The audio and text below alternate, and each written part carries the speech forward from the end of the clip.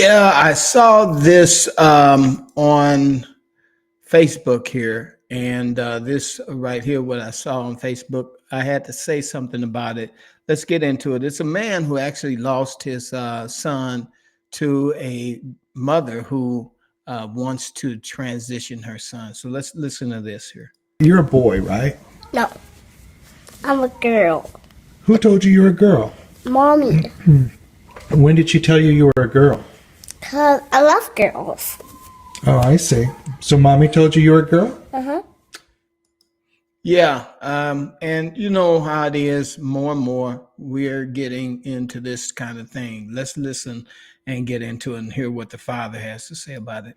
The state of California says that I have to pay for the chemical and physical castration of my son as child support. I'm not going to pay that child support. I'm not going to pay anything to hurt my son. And that means you'll be going to prison? California is going to send me to prison for that. So, Jeff, you are going through something, you've been going through something that is probably a father's worst nightmare. Yeah. Tell me when this started. Started when my son was about 2 years old. My ex-wife, who's a pediatrician in Capel, Texas, started thinking that he might be a girl and started trying to transition him to a girl. Isn't that something? She was a pediatrician. Man, well, you just think that when you go to a doctor should be the main person who understands the biological difference between a male and a female. But of course, with this kind of day that we live in, we can have a tendency to believe the propaganda that we hear, that there could be,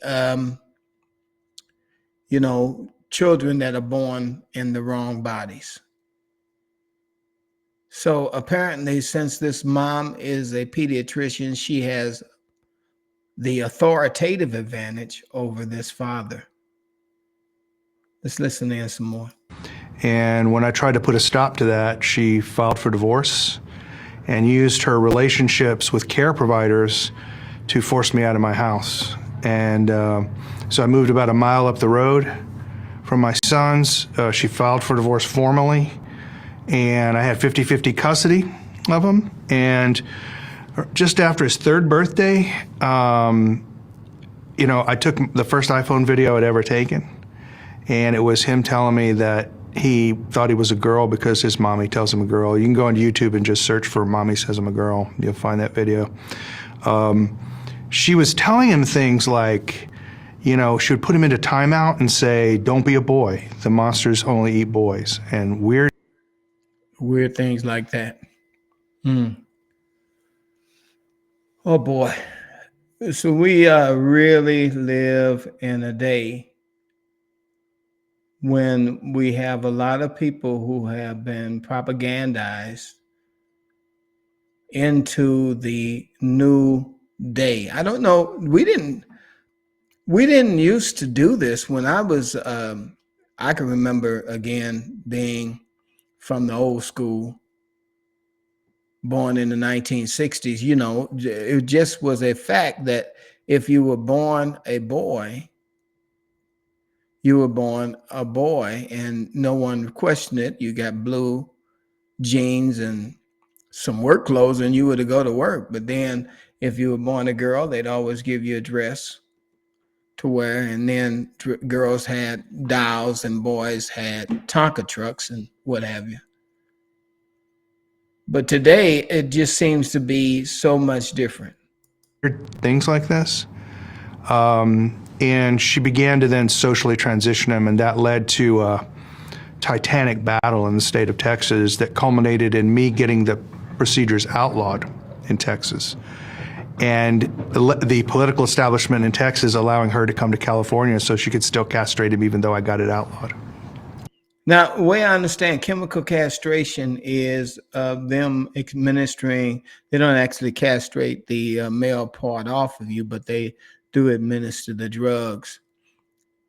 And I've had an experience of that. I remember maybe a few years ago, around 2017, 2018, there was a child that was sent to our before and after care at our church. And that child was being administered hormones for a female. And the problem is that that child didn't fit in socially very well with females or males. And so most of the time, even in the after school program, you would see that child sitting at a table all by him and or herself. It was a boy who was being transitioned to a girl.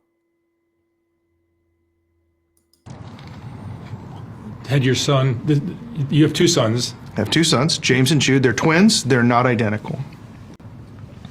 James is the one that she's transitioning. And was there any sign in James that he was open to this or showing signs that he wanted to be anything other than Well, it's interesting. So he was directly asked that by counselors and stuff. But let me just tell you about one of the fundamental facts of the case that a lot of people find shocking. James never presented as a girl with anyone but his mom. At church, with me, with his friends, he dressed as a boy and called himself James. He only presented as a girl with his mom. And I asked him one time, why are you doing that? And he just flat out told me, he said, well, mommy doesn't love me if I'm not a girl. And that's what he told the counselors too. James is a very talented boxer. I'm a boxer, my dad was a boxer. James is extremely talented. Jude's a wrestler, but James is a very talented boxer. Olympic talent scouts were looking at him. He's that good. And they backed away from him once this all got started. Yeah. Wonder could the mom have wanted to keep him out of the arena of sports in terms of rough boxing, and maybe she thought this was a way to protect him. Of course, some people just really, another thing is that they had twins, and it's a possibility that maybe she wanted to be a girl and wanted to be a boy. The problem with this whole thing is that it's being led by the parent. And again, the parent has the seniority in this situation, the mom, of course, because she's a woman. And then another thing, she is a pediatrician, which I don't know what this gentleman does. Anyway, I want you guys to react to it. Let me know what you think. It's just this on my Facebook page. You guys can check it out and react to it a little bit more if you want to. But we live in a very strange world.